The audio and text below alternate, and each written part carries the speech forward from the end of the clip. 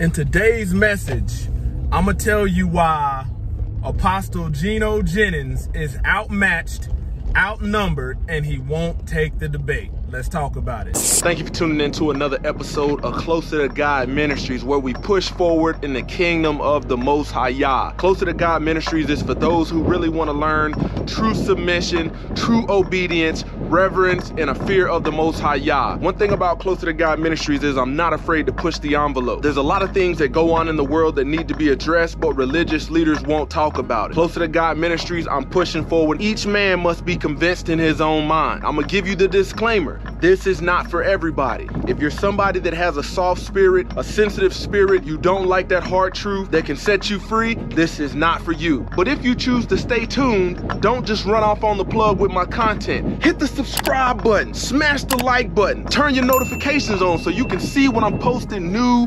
content. And then if you really want to support the channel, check out the doggone link in the description for some exclusive discount codes. Roll that beautiful bean footage. Glory to the Most High Yah. Shalom. Thank you for tuning in to another righteous, spirit-filled episode. Today I'm back at it in the trenches, handling that kingdom business. Man, to be very blunt, Apostle Gino Jennings is experiencing something that a lot of people experience. And when it comes to the topic of biblical marriage and divorce, Apostle Gino Jennings is experiencing moral relativism. Moral relativism is basically when your feelings or what you thought you know doesn't line up with what you're reading in scripture and you're at a conflict. It's almost like a mental breakdown because you believe something wholeheartedly that you thought was in scripture, but the scripture says elsewhere.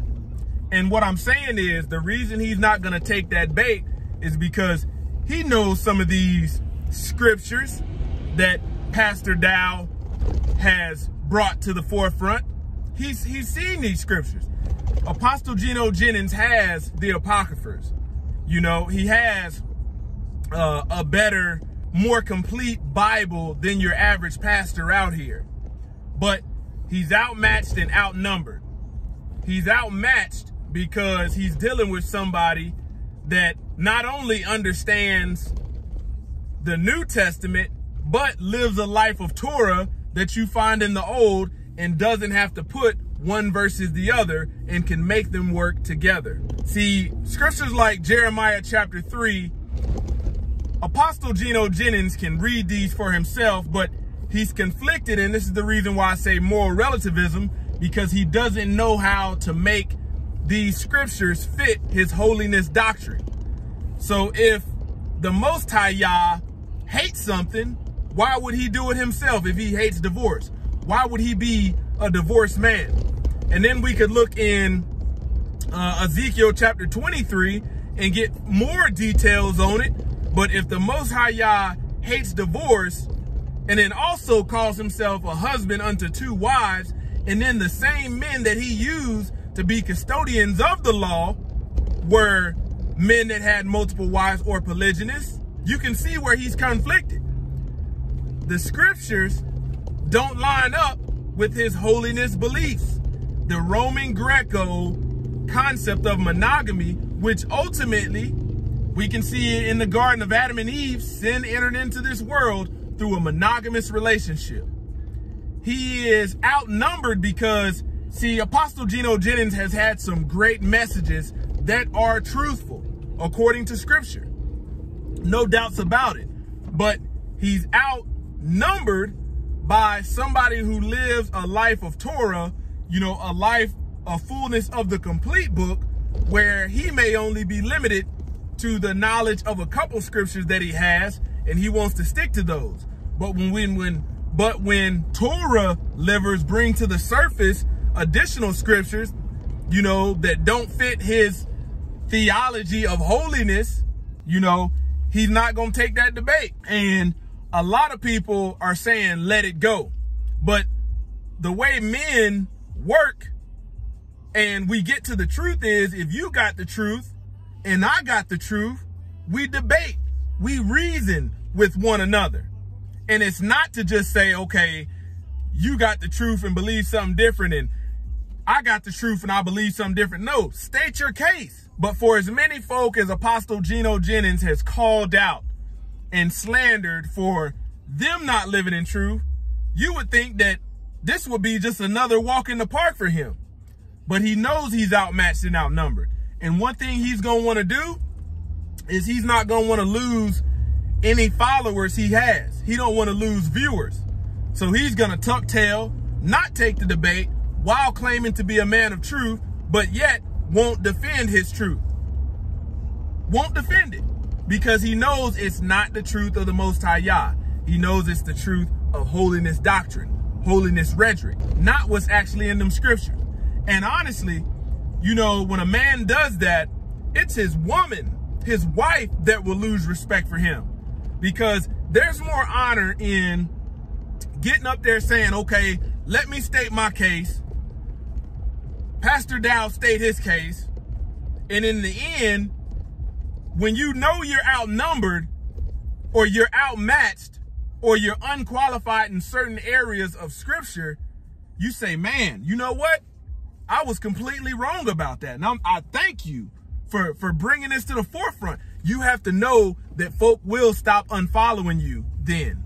But you can't tuck tail and stay prideful and think that, you know, nobody ain't gonna test that boast, because that's what happened.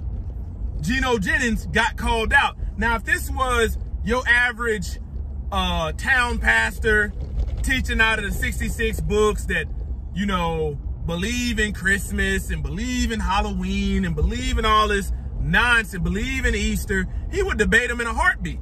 He would debate him in a heartbeat. You can throw a rock and hit a pastor that Gino Jennings will debate. But Pastor Dowell is one of these ones that's a Torah liver. Don't have to put the front of the book versus the back of the book. You know, lives the law, understands the law, is pure, is meant to protect us. You see what I'm saying? And Apostle Gino Jennings, you know, at the end of the day, he's probably going to keep trying to talk bad about some of these pulpit pimps, but he don't want to get to the truth. He wants to be the pillar at the top, but he ain't qualified when it comes to the topic of biblical marriage and divorce, because scriptures will show you that, dang, you know, for the Most High Yah to hate divorce, don't seem like he would divorce, let alone if a man's just supposed to have only one wife and that is the left and right limits. Dang, how come the men that he used had multiple wives? How come him himself had 2 wives?